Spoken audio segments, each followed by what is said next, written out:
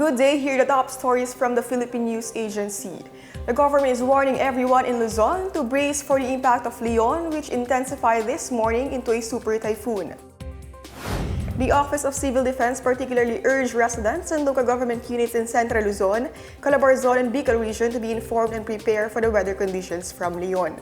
Defense Secretary Gilberto Teodoro Jr. earlier ordered mandatory evacuations in high-risk areas due to the anticipated adverse effects of the super typhoon. Pag-asa said Leon was last spotted 350 kilometers east of Calayan, Cagayan, with maximum sustained winds of up to 185 kilometers per hour near the center and gustiness of up to 230 kilometers per hour. Leon is moving west-northwestward at 10 kilometers per hour and will pass by extreme northern Luzon as it heads toward Taiwan. The super typhoon will be closest to Batanes and at near to peak intensity from late evening today to tomorrow morning, although it will not make landfall. Tropical cyclone wind signal number 3 has been raised over Batanes, the eastern portion of Mabuyan Islands, and the northeastern portion of mainland Cagayan. However, signal number 4 will be raised over Batanes this afternoon in anticipation of potentially destructive typhoon force winds from Leon. There is also a moderate to high risk of life-threatening storm surge reaching 2 to 3 meters above normal tide levels in the next 48 hours over the low-lying or exposed coastal localities of Batanes and Mabuyan Islands. Signal number 2 is in effect over the rest of Mabuyan Islands and mainland Cagayan, the northern and eastern portions of Isabela, Apayao, Kalinga, the northern and eastern portions of Abra, Paracelis in Mountain Province, and Ilocos Norte.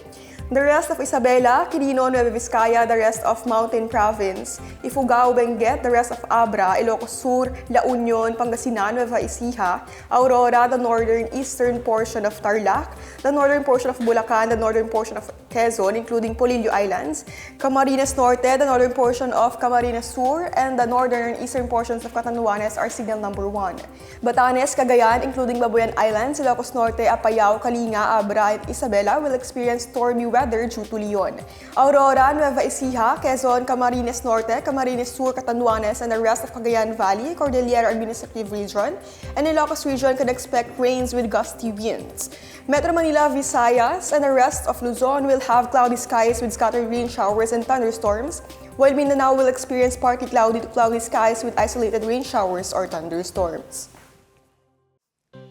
Rescue teams from the Bureau of Fire Protection, Philippine National Police, and Philippine Coast Guard have now saved 169,769 individuals from areas hit hard by severe tropical storm Christine, the Office of Civil Defense reported on Tuesday. According to OCD Deputy Administrator for Operations, Assistant Secretary Bernardo Rafaelito Alejandro IV, over 500,000 food packs have been distributed as of 3 p.m. to storm-affected areas. President Ferdinand R. Marcos Jr. earlier directed national agencies to provide immediate aid to those displaced and ordered quick reconstruction of damaged roads and bridges during his visit to Barangay Kausip in Bulac, Camarines Sur. Current estimates peg the infrastructure damage at 1.3 billion pesos with agricultural losses at 10 million pesos. Alejandro said power has now been restored to 228 out of 352 cities and municipalities that experienced outages due to Christine. Of the 99 roads affected, 86 have now been cleared and 4,866 bags of rice from the National Food Authority have reached the affected communities. Meanwhile, OCD Administrator Undersecretary Ariel Nepomuceno called on local disaster officials to make sure vital data from national agencies is simplified and translated into local dialects to better serve communities and local government units. Nepomuceno also emphasized the need for prompt sharing of advisories with local officials and media and asked Pag-asa to continue providing immediate updates on critical weather advisories. A leader of the House of Representatives has firmly denied claims that lawmakers pressured Colonel Hector Grijaldo to support allegations of a supposed reward system for extrajudicial killings linked to the Duterte administration's anti-drug campaign. In a press conference, House Quad Committee Co-Chair and Santa Rosa City Representative Dan Fernandez refuted Grijaldo's claims about him and Co-Chair Manila 6th District Representative Abante that they pressured Grijaldo to support the testimony of retired Police Colonel Royina Garma on alleged reward system tied to extrajudicial killings. Grijaldo alleged that this closed-door meeting took place on October 22, during which he was supposedly asked to confirm specific parts of Garma's statements. Committee rules prohibit lawmakers from meeting privately with witnesses without the presence of legal counsel. Fernandez rejected Grijaldo's account, clarifying that Garma requested the meeting and not the lawmakers. He said the meeting was part of a standard vetting process within a quad committee attended by other individuals, including Abante and two of Garma's lawyers, to ensure transparency. Fernandez further noted that Grijaldo's initial presence at the committee's probe on EJ case, even before Garma's official testimony on October 11, was unanticipated, as Grijaldo had not been formally invited to join as a resource person.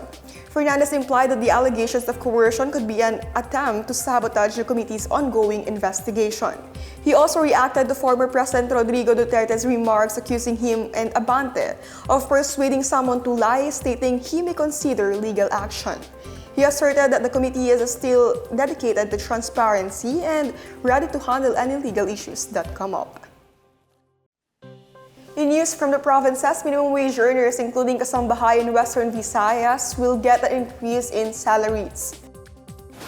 The Regional Tripartite Wages and Productivity Board Region 6 approved an increase of 32 to 40 pesos in the salaries of minimum wage earners. The Department of Labor and Employment said in a wage order issued last October 22, the daily minimum wage rates in the region are increased to a range of 485 to 513 pesos in the non-agriculture sector and 480 pesos in the agriculture sector.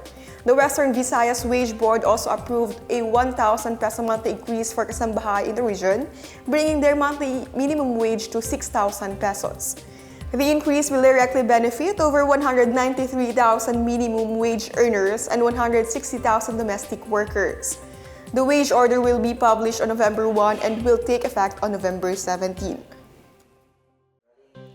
For those visiting Manila North Cemetery on All Saints' Day and All Souls' Day, the City of Manila advises motorists to be aware of road closures in the area starting today, October 30 until November 3.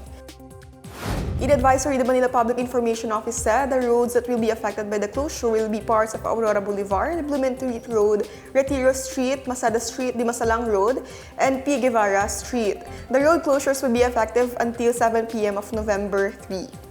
All vehicles coming from Blumentritt Road shall turn left to Cavite Street or right to Cavite Street, then turn right to Leonor Rivera to the point of destination. Heavy vehicles coming from A.H. Lacson Avenue planning to pass through the Dimasalang Road shall go straight to Yuseco Street to point of destination and vice versa. Vehicles coming from the Dimasalang Road intending to use Blumentritt Road shall turn right to Makiling Street, straight to Blumentritt Extension to point of destination. Meanwhile, those visiting La Loma and Chinese cemeteries may take the stretch of Rizal Avenue or Jose Abad Santos Avenue as the point of entrance or exit and vice versa. In Quezon City, the local government will implement its own traffic rerouting plan to manage a large volume of vehicles expected around cemeteries. According to QC Traffic and Transport Management Department Head Dexter Cardenas, the stretch of Mayon Street from Del Monte Avenue to Manila North Cemetery will be closed to traffic. Entry roads to Bagbag Public Cemetery and Novaliches Cemetery will also be closed to the public. Meanwhile, Himalayan Cemetery in Tandang Sora will implement a one-way entry and exit for vehicles. Other private cemeteries are expected to implement their own traffic rerouting schemes. And that's the latest and the biggest stories on the Pna Headlines. For more news updates, visit our website pna.gov.ph or our Facebook and X account, Philippine News Agency. The Pna Headlines is also streamed via the Servicio Facebook page. You may also watch the Pna Headlines through the Philippine News Agency's YouTube account and via the News and Information Bureau website under the Pna News. It's 56 days before Christmas. I am Brianna Fernandez and this is the Pna Headlines, bringing stories that unite the nation.